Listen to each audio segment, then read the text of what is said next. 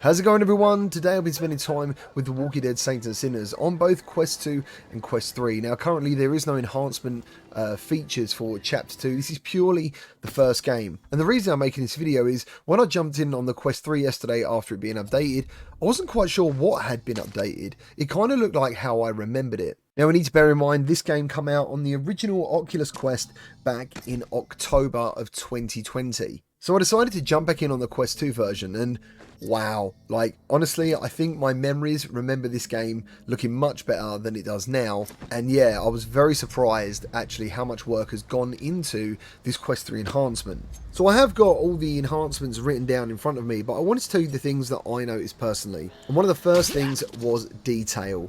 The texture mapping of pretty much everything has been increased. And the next thing I noticed was dynamic shadows when using a flashlight. Now this definitely adds a lot more to the game in dark areas. And just a quick note, when you're looking at these gameplay videos, I've not adjusted the capture at all. Unfortunately, Quest 3 just captures a little bit brighter than Quest 2. So in terms of black levels and contrast, for some reason the video on Quest 2 just looks better. But you need to look past that and look at actually what the video is trying to show you. And that is the new details and the new textures. I've also added some freeze frames throughout this video just so you can take in exactly the moments that I kind of thought, wow, like this is very different going from Quest 2 to Quest 3. Now to go through the nodes that I've been supplied, they've increased the number of on-screen walkers by 100%. Throughout the game, materials have been upgraded to better match the shader functionality of the Quest 3, including things like reflections, specular and normal response from the newly added dynamic light sources. And you'll see that throughout this video. I definitely think the lighting has played a massive part, and there's just new colours popping up all over the place that I never noticed before.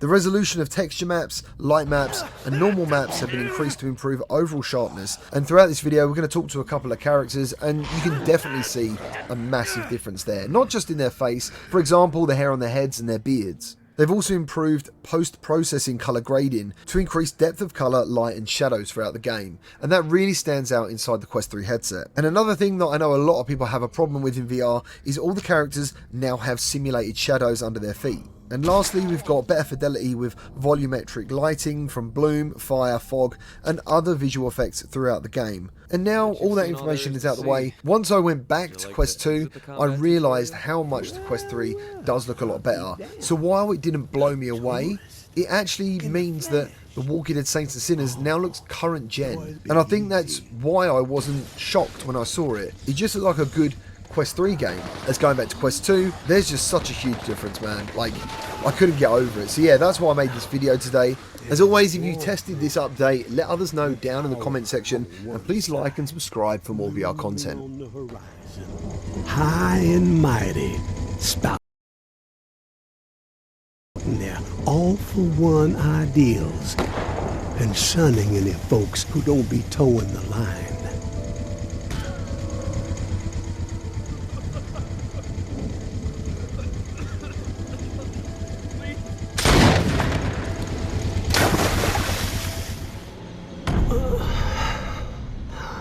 Fool. Such a damn fool.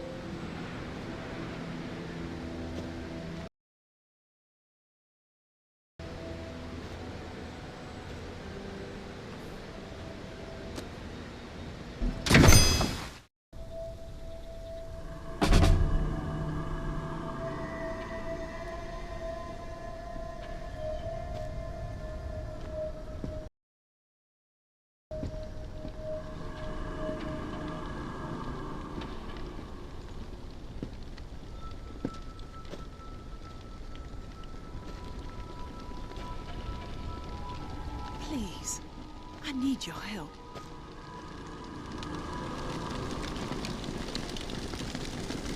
My husband, he's turned. He begged me not to let it happen, but I just couldn't pull the trigger.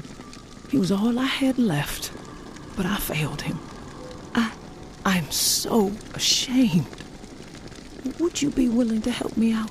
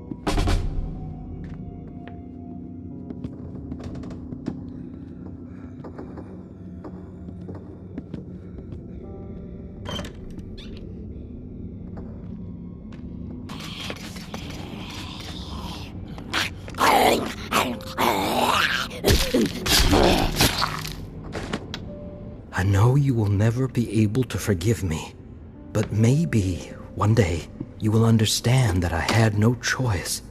They did not suffer. Take comfort in that, my love.